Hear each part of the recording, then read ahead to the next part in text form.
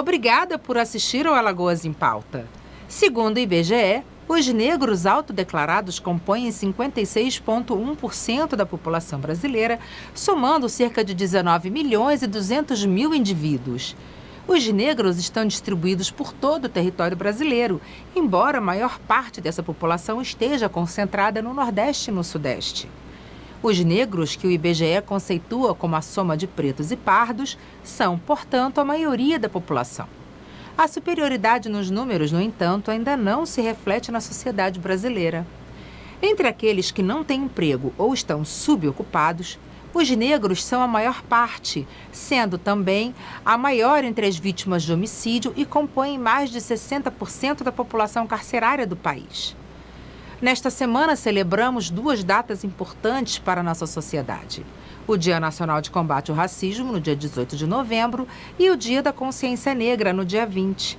Para conversarmos sobre representatividade, racismo e desigualdade, vamos receber Arísia Barros, presidente do Instituto Raízes de África. Está muito legal. Não saia daí, a gente já volta. Hoje nós vamos receber uma das vozes pretas mais representativas do estado de Alagoas. Arísia Barros é presidente do Instituto Raízes de África e vai falar com a gente sobre o Dia Nacional de Combate ao Racismo e o Dia da Consciência Negra, que comemoramos nos dias 18 e 20 de novembro, respectivamente. Arísia, seja muito bem-vinda ao Alagoas em Pauta. Obrigada por conversar com a gente. Eu queria agradecer, Daniela, agradecer e dizer que é sempre importante esses espaços, né? Mas que a gente precisa avançar, sair da discussão. O racismo continua fazendo os seus espetáculos de segregação. Aí chegou a hora de, sim, discutir, porque você tem que levar esse conhecimento para muitas pessoas. Porque discutir racismo é a desconstrução diária, mas é preciso que tenhamos ações enérgicas para combatê-lo. Não tenha dúvida. Arísia, como eu já disse, né, nós vamos comemorar agora o Dia Nacional de Combate ao Racismo e no dia 20, o Dia da Consciência Negra. Você acha que a sociedade vem evoluindo nos últimos anos com relação ao combate ao racismo? Eu diria que o combate ao racismo no Brasil é uma hashtag, sabe? A gente acompanhou a questão da morte do George nos Estados Unidos e como isso refletiu no Brasil. Só que tem uma coisa básica: o Brasil tem mortes diárias de pretos. A gente viu agora no anuário, né? O grande percentual de pretos e pretas que morrem é enorme e isso não se reflete no país. A gente precisa ter uma referência que vem de fora para mobilizar. E aí, a gente se pergunta, quando é que este país se levanta para dizer, não, chega de racismo, sabe? Ainda não avançamos. E se não avançamos o necessário, estamos numa época de recessão.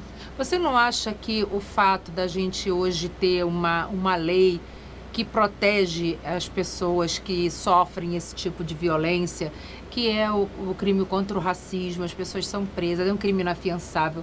Você não acredita que isso seja uma evolução da sociedade no combate ao racismo? Eu sei que ainda falta muito, inclusive em termos de conscientização, mas você não acha que essa lei, o fato de ser inafiançável, ser considerado crime, já não foi uma evolução? Tu sabes quantas pessoas já foram presas e condenadas por conta do racismo no Brasil? Presas eu já vi algumas, condenadas eu não acompanho. Pois é, se o racismo é um crime inafiançável, por que se estabelece fianças? Muitas pessoas pagam a fiança e saem. Quer dizer, a gente ainda faz de conta que combate. A lei contra o racismo no Brasil ainda talvez seja uma divagação, a proposta de fazer acontecer, mas ainda não acontece. Porque o racismo ainda não é reconhecido como um crime mortal, sabe? Ainda não é reconhecido. Aí é preciso, claro, tem alguns espaços no setor jurídico, no judiciário, tem avançado, porque a gente tem pessoas com cabeça iluminadas que estão fazendo a sua parte. Mas o contexto da sociedade ainda percebe o racismo como um crime menor. Ou, aliás, nem como crime. Nem como crime, né? O que é muito triste. Arísia, estamos à beira de um processo eleitoral para escolhermos os novos prefeitos.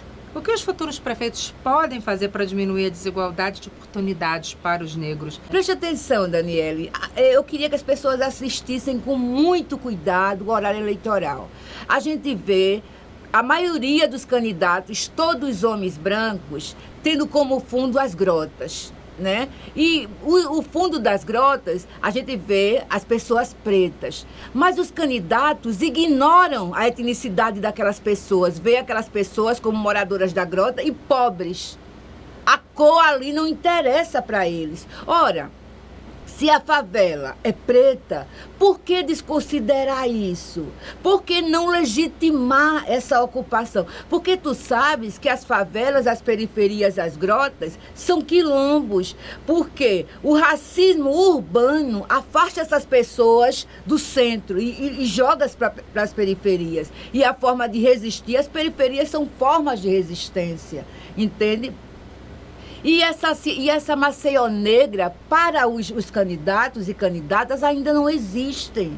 Ainda não existe porque é preciso... E tem outra coisa básica. Uma eleição, a gente tem propostas mirabolantes. Mas eu me pergunto, essas pessoas que se colocam o nome numa candidatura para coordenar esse município, onde estavam esses últimos anos? Onde é que elas estavam? Que não perceberam que as grotas... um veio para ser trabalhado. Não há pobreza. Não há pobreza como algo genérico. Mas consolidar e fortalecer o pertencimento das periferias. As periferias são pretas. E se o sujeito sabe quem é, ele reconhece de onde vem, ele se torna forte. E ao se tornar forte, ele cuida do espaço que ele vive. A gente, claro, tem que dar essa estrutura para as grotas, a estrutura física. Mas o que adianta a gente criar uma estrutura física para as grotas se nos espaços da Ponta Verde, esses meninos que saem da grota e vão para a Ponta Verde são discriminados pela polícia? Sabe? É preciso discutir essas pontes que o racismo estrutural cria. Não dá para discutir o racismo num programa de TV. O racismo tem que ser trabalhado com políticas públicas eficazes e efetivas. Não, lógico. O que eu acho importante a gente discutir aqui é porque é um espaço que a gente presta um serviço para a sociedade e eu acho que é válido, sim, a gente discutir num programa de TV o racismo porque leva as pessoas a se conscientizarem, a pensarem mais sobre o assunto, a entenderem mais o contexto. Eu acho que tudo é válido, sim. Sabe? A discussão, a política pública, ela precisa ser pensada, precisa ser implementada e as discussões também. Arísia, como você acha que pode trabalhar melhor a representatividade negra na sociedade? Na verdade, uma das coisas máximas, eu falo muito com as mãos, não sou italiano, mas falo com as mãos. A gente precisa criar unidades. Nós temos vários movimentos negros, né, com suas especificidades, porque nem todo preto é igual, né? Nem todo preto e preta é igual. E a gente tem as nossas diferenças. Mas eu acho que unidade é a gente pegar essas diferenças e transformar numa luta comum, sabe?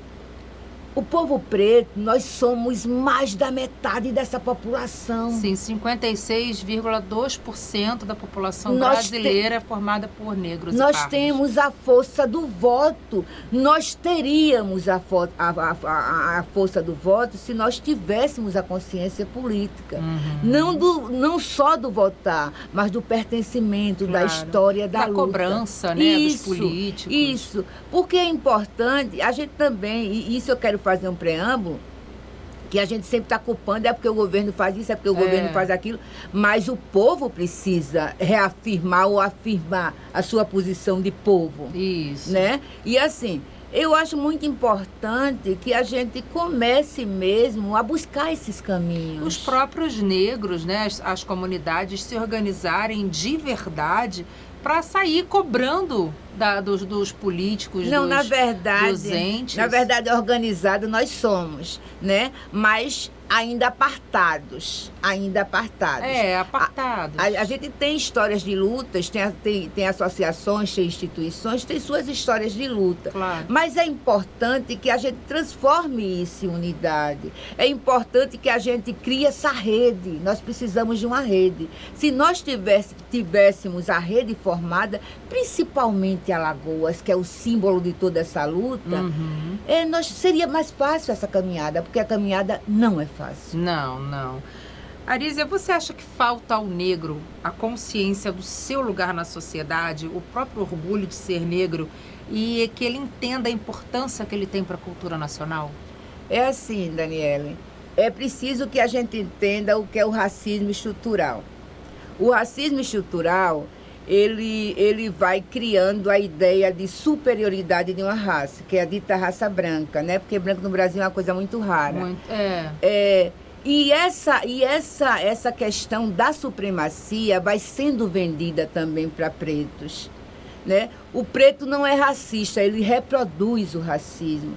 Daniele, se coloque, é importante que a gente se coloque em alguns lugares. É assim, eu estou falando de você porque você está perto de mim. Sim. Você é criança preta na escola. Quem foi criança preta na escola sabe como é ruim. Sabe? O racismo que funciona para quebrar a tua autoestima, para te massacrar. E ele massacra. Isso acontecia na minha época há 200 anos atrás. Ainda acontece hoje com as crianças. O preconceito, de uma forma geral, né, Arísia? É porque você vê quem sofre. A criança gordinha, a criança preta, a criança com alguma deficiência, né? A criança que foge daquele padrão ali, a criança na escola, ela sofre muito preconceito de todos os lados, porque ela vem com isso de casa. E a gente tinha que tirar, porque a criança não nasce preconceituosa. A criança não faz diferenciação entre as pessoas. Mas quando quando vai crescendo naquele ambiente... Ela é cruel. Um dos piores racismos que vem é da criança, quando ela tem essa estrutura de ser cruel. Aí, assim... O racismo estrutural faz com que essa questão abale também a autoestima de pretos e pretas. Não é fácil ser preto no Brasil, não é fácil assumir isso. Eu acho que não é fácil ser preto em lugar nenhum, porque a gente está vendo os protestos nos Estados Unidos, na Europa também tem, aqui na América Latina, então ser preto não é fácil, não. Aconteceu uma coisa básica agora. Um jovem na favela, não sei qual foi a grota. O Jonas está sumido, ele sumiu. Você veja que isso não repercute em Alagoas. Aqui em Maceió. Os telejornais não falam. Pois né? Por quê? Porque é preto, porque é favelado, porque isso. Porque ele é mais um na estatística. Porque é minimizado. É um subcidadão, é esse o processo, é um subcidadão. Aí assim, na hora que esse subcidadão desaparece, ele não existe no processo. Isso é cruel. É demais. Aconteceu um caso desse parecido no Rio de Janeiro, do Amarildo. Lembra do Amarildo? O Amarildo, ele tomou uma notoriedade maior porque os artistas começaram a cobrar a sociedade, o poder público, do paradeiro do Amarildo, porque até então ninguém estava dando importância para isso. A partir do momento que Caetano Veloso, Gil, o Chico, todo mundo começou a vir e a cobrar do poder público, cadê o Amarildo? Aí começaram a se mobilizar, abrir o processo e tal. Eu sempre digo, e ele até hoje não apareceu. Eu sempre digo que eu amo o Rio. O Rio é minha segunda casa. E é interessante que foi no Rio que como ativista, a gente tem uma receptividade. Sabe, a gente daqui de Alagoas conseguiu trabalhar a questão do Rafael Braga, não sei. Lembra. Fomos nós que aqui impulsionamos e o movimento do Rio agradece esse processo. E tem outra coisa básica, no Rio, os artistas se posicionam. Sim. A classe artística diz, não, nós somos contra o racismo. Em Alagoas não acontece isso. Não acontece. Os artistas precisavam ter uma posição mais firme. Porque o racismo não é coisa de preto, é coisa da sociedade. Claro. Né? Quem é racista é a sociedade. É importante que a sociedade se pronuncie. Claro. Alagoas, isso é muito silenciado. Alagoas, às vezes, acontece porque vem de fora. O que é uma incoerência, né, Arísia? Porque Pois aqui é a terra de Zumbi. né? Meu Deus, a gente teria que ser um dos mais representativos estados da federação com relação ao racismo. E é interessante que o Dia da Consciência Negra deu certo em todo canto, menos em Alagoas. Menos em Alagoas. O que está faltando, Arísia? Eu acho que está faltando essa unidade de luta, sabe? A busca de reconhecer que temos diferenças, mas que precisamos da unidade. Só somos fortes juntos. Umbuto, eu sou porque você é. Eu sou porque você construiu a história. Entende? Precisamos sim, temos uma nova geração, mas é preciso saber que existem bases. Por que não trazer essas bases e começar a girar em torno dessa unidade? Sabe? A gente precisa aprender essa lição. A gente aprende essa lição quando... Não, eu não vou citar isso. não. Tudo bem, é isso. É a questão da unidade, da luta, da necessidade de estarmos juntos. Da unidade de dizer assim, quando um cai, o outro levanta. Ou quando sobe, o outro puxa. É verdade. Você é presidente do Instituto Raízes de África, né? Qual é a contribuição que o Instituto dá para a sociedade? Qual é o trabalho que vocês realizam lá? Eu tenho muito orgulho. Presidente é uma palavra muito grande. Assim, eu gosto de coordenação, porque a gente... Líder, né? A gente coordena. É. O Instituto tem feito ações no estado de Alagoas que repercutem não só em Alagoas, mas no Brasil. Né? Nós temos a questão da proposição do Fundo Estadual para a Igualdade Racial, nasceu do Instituto. Ele ainda está no birô de Renan. Né? Vamos torcer para que Renan assine agora em novembro. Né? Nós temos um espaço na Biblioteca Pública, o Espaço Umbuto, só para a questão de livros de escritores alagoanos, pretos e pretas. Né? Isso foi proposição do Instituto com a Secretaria da Cultura. Né?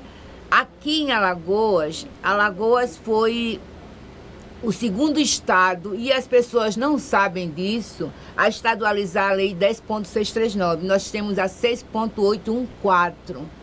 Né? É o segundo estado do Brasil que estadualizou a lei. As pessoas falam na 10.639, é aquela lei que cria a obrigatoriedade do estudo de África, dos afrodescendentes no currículo da escola. E a lei ainda está em stand-by, mas ela existe. São articulações, eu digo que o Instituto faz as articulações políticas para que as políticas públicas se estabeleçam. Para que as coisas aconteçam, né? Sejam instauradas. As escolas estaduais, elas já têm no currículo o estudo das origens africanas na nossa sociedade? Ô, Daniele, eu acho que a gente tem... A lei tem 17 anos, a federal, né? E é uma luta constante. Porque aí é que o racismo estrutural entra para dizer nós não queremos. Né? A cada secretário que entra, a gente pede pauta para dialogar. Alagoas já foi referência nacional na aplicabilidade da lei em 2004, dita pelo MEC. Olha que legal. E nós estávamos à frente do processo. Mas aí é preciso que a gente... Eu sempre digo, inclusive eu conversando com o candidato ao cargo agora, que a lei não deve ser uma coisa política partidária. Claro que não. Não pode, não deve.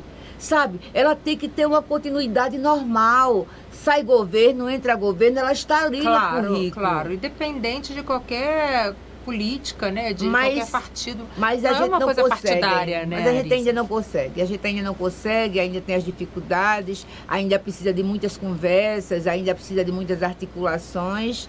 E vamos caminhando. Vamos caminhando. Vamos sim, com certeza.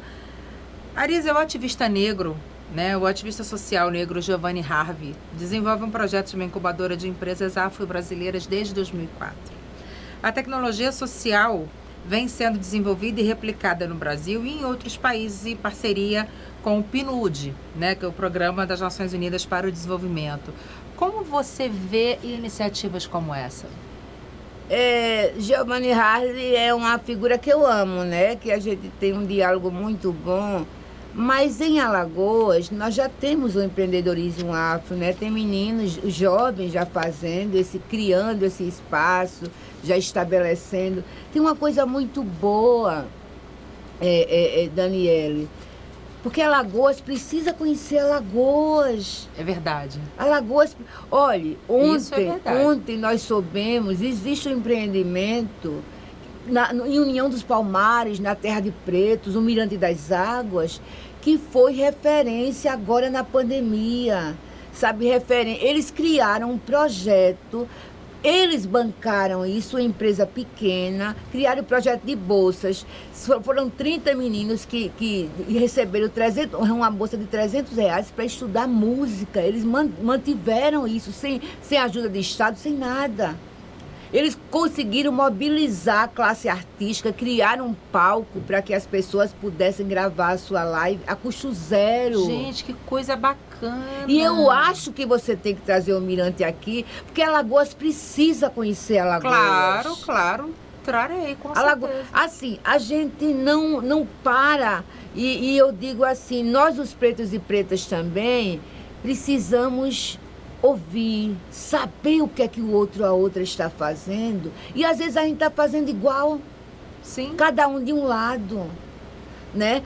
Voltar a trazer essa vocação do valorizar o que é da terra. Sim, e unir, né? Promover a união de todos os projetos e iniciativas, porque juntos a gente consegue ser mais forte e fazer com que as coisas ganhem corpo, né? Força dentro da própria sociedade alagoana. E o empresariado de União tem reconhecido. E olha que em União dos Palmares tem empresários fortes, mas esse menino, Adeilton Lima, começou, foi juntando e fez uma coisa maravilhosa. É a vontade do fazer. Claro, ele tem experiência, né? Mas é a vontade do fazer. É a vontade, não adianta se você ter experiência se você não tem vontade, né? É. E eu acho que assim, a gente tem que conhecer Alagoas, valorizar o que Alagoas faz. Porque Alagoas tem iniciativas maravilhosas, né?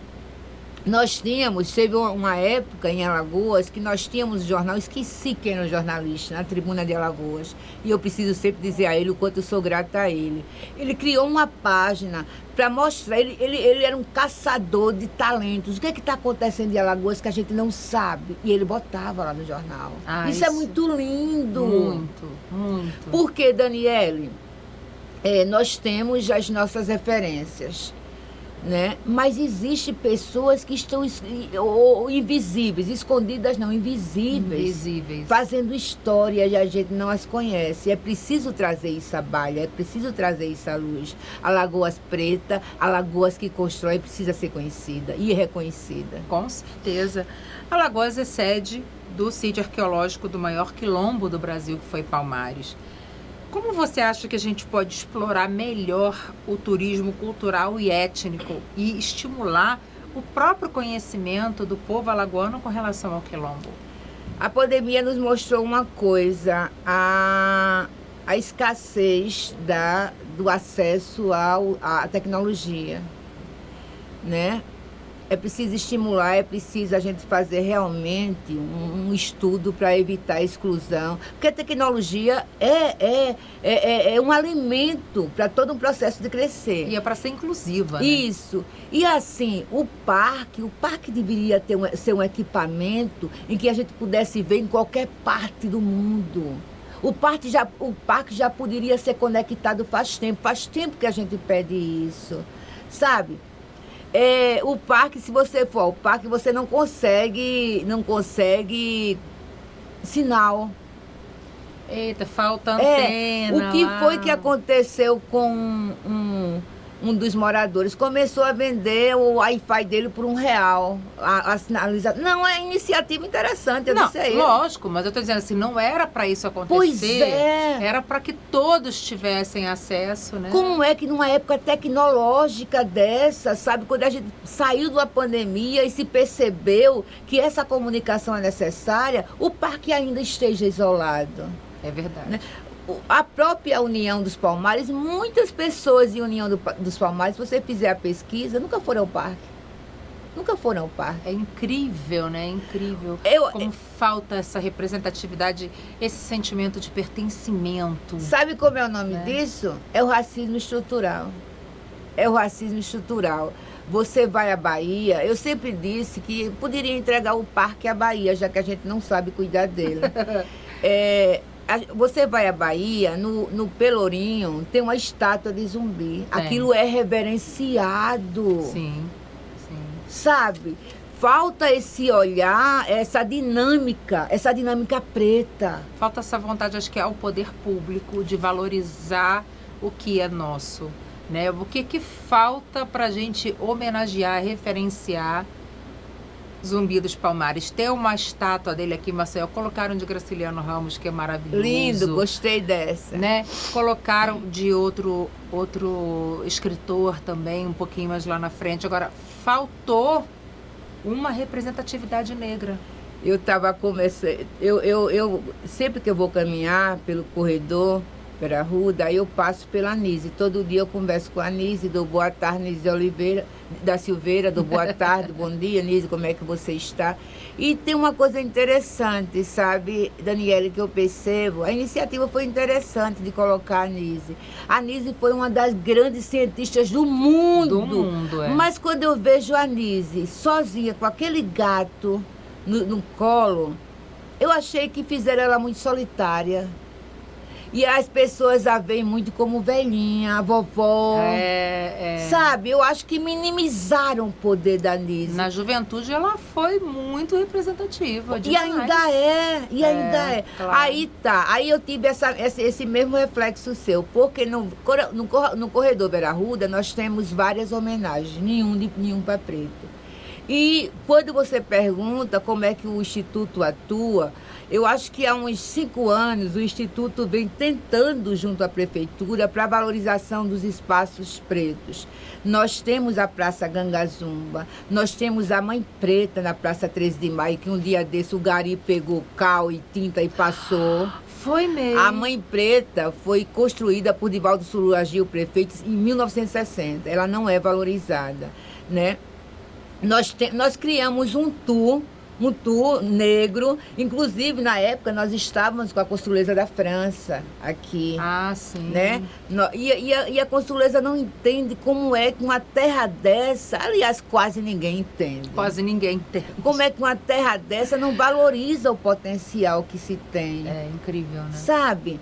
E aí eu acho que essa questão, o racismo estrutural é muito poderoso. E é muito forte ainda. Quando você está à frente de uma representação, de uma instituição, é preciso que você tenha um olhar mais amplo. Nós ainda não temos olhar, Alagoas não tem esse olhar amplo. Sabe, a gente ainda tem foco em como nossas lembranças trabalham os nossos heróis e heroínas. E eles não são pretos. Eles não são pretos e pretas. A gente ainda não tem essa vocação de ver a história. Quando você pensa na Serra da Barriga, qual é a primeira representação? Zumbi dos Palmares. Exatamente. É a representação masculina, homem preto masculino. Mas quem primeiro comandou o Quilombo dos Palmares foi a Quatune. Quem organizou o processo foi a Quatune, mas a história da Quatune não é contada. A gente fala em Dandara, mas a Quatune é riscada do processo. Né? Quem comandou aquele quilombo foi uma mulher preta, rainha, princesa, aliás. É muito importante trazer isso para a discussão, fazer com que as pessoas procurem, pesquisem, se informem acerca desse processo histórico que nos é tirado. Né? Não é ensinado nas escolas. Pois é, a Lei 10.639. Não é ensinado nas escolas, consequentemente também não é um conhecimento que é perpassado em casa, né? pelas nossas famílias. Conclusão, a história fica perdida. E tem que haver pessoas como você para resgatar isso e dizer, olha, existem essas figuras, existem essas pessoas que fizeram a diferença na história e que têm uma grande importância para quem somos hoje, né? Como negros e como sociedade. Arísia, você é uma pessoa que fala bastante também sobre suicídio. Você tem dados referentes ao suicídio de pessoas negras no Brasil ou em Alagoas? Daniele, a gente... eu gosto muito de dizer que eu tenho muito orgulho do ativismo que a gente faz. Né? Se você não tiver orgulho, quem é que vai ter? É lógico. E aí, fomos nós, foi o Instituto que provocou a Secretaria de Estado da Saúde na questão de discutir a questão do suicídio a partir do blog que a gente tem, o Raízes de África. E depois, isso ainda, o secretário era o... Esqueci o nome dele, mas eu fico devendo. Era antes do Alexandre. O Christian. O Christian. Pronto, começamos essa discussão com o Christian, isso evoluiu, agora nós temos o comitê, né? Um comitê de prevenção ao suicídio que ficou parado um tempo enorme e fizemos as cobranças necessárias. O comitê agora volta com outro olhar, porque nós dizíamos que o comitê não podia ser da Secretaria de Saúde, porque ele ia perder sua força, ia ser um comitê governamental, e isso está sendo reformulado.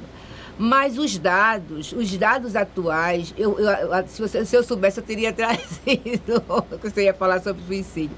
Nós tivemos a última reunião, acho que há uns 15 dias, e não lembro de dados. Mas o grande percentual de pessoas que se matam é preta. Inclusive, tem 7 dias que uma funcionária do Estado, no auge da depressão, tirou a própria vida. E é importante dizer que a saúde mental é política de Estado. O trato com a saúde mental. É verdade. Daniele, eu tenho uma irmã que mora na Itália. Tão negligenciado, né? Eu tenho uma irmã que mora na Itália. E, recentemente, foi construído, a Itália construiu um hospital só para tratar as pessoas que tiveram a saúde mental abalada por conta da pandemia. Olha que evolução. E eles anunciam, eles botam anúncios, se você está com problemas, procure o hospital. A gente tem discutido muito isso em Alagoas, porque o trato da saúde mental em Alagoas é um caos. É um caos. É verdade. Inísia da Silveira, que foi precursora nesse assunto, é alagoana e não deram continuidade ao trabalho de Inísia. E eu tenho uma coisa assim, é importante a construção de hospitais, muito importante, porque a saúde está em primeiro lugar.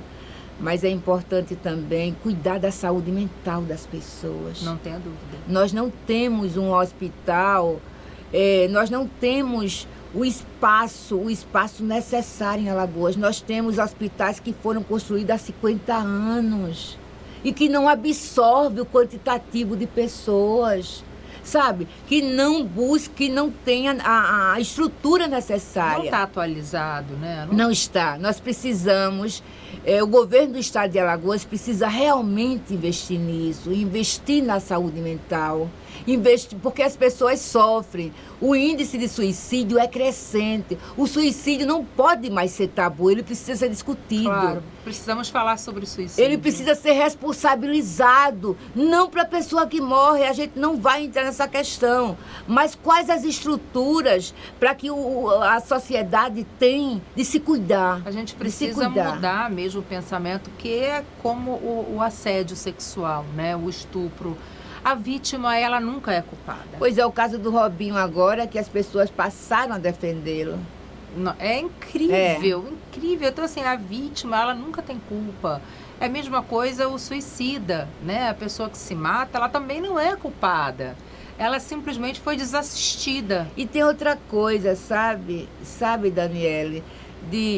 Porque é falta de Deus... o desemprego mata, a falta de comida à mesa mata, a falta de dignidade mata. Tem muitas pessoas que não aguentam. Tem muitas pessoas que não querem viver do auxílio emergencial. Elas querem a dignidade de um trabalho. E ver seus filhos passando necessidade, os idosos que têm em casa. É muito difícil, mas essa é uma discussão para um próximo programa. Com certeza. Que falaremos sobre suicídio. Arísia, muito obrigada pela sua presença aqui no Alagoas em Pauta. É sempre um prazer te receber aqui. E é muito importante que a gente abra espaços como esse para essa discussão que é tão útil, que é tão atual, que é tão urgente, que é tão necessária, sobre o racismo e a representatividade negra na nossa sociedade. Então, parabéns pelo trabalho que você realiza. É muito importante. E que você receba o apoio do poder público necessário para que você possa implementar cada vez mais políticas públicas. Eu quero Pessoal, agradecer e dizer que é o primeiro programa pós-pandemia que eu participo. Olha que honra, tá né? vendo? E dizer assim, sempre agradecer. Eu sou muito grata às pessoas que estão no meu caminho, né? Você não se faz só. E uma das pessoas, o Instituto Raízes de África já está no processo de conclusão de um novo projeto que eu só vou falar depois que ele estiver pronto. E agradecer aqui o apoio maciço, né? Eu tenho um parceiro que ele sempre aposta. Sempre, eu apresento o projeto e ele aposta. É o Dr. José Carlos Lira, da Casa da Indústria. Agradecido, homem, agradecido. Tu sabes que eu te amo e tua esposa sabe disso. Obrigada, querido. Muito obrigada pela sua audiência e até o próximo Alagoas em Pauta. No programa de hoje, conversamos com Arísia Barros, presidente do Instituto Raízes de África, sobre a importância do povo negro e de que forma a nossa sociedade pode colaborar para diminuir a desigualdade racial, aumentar as oportunidades no mercado de trabalho e na convivência, sobre racismo e um pouco sobre suicídio. Se você perdeu esse e outros programas da TV Cidadã, é só acessar o nosso canal no YouTube e ativar as notificações. Assim você vai ficar por dentro de tudo o que acontece de mais importante no Brasil e em Alagoas. Semana que vem a gente volta. Até lá!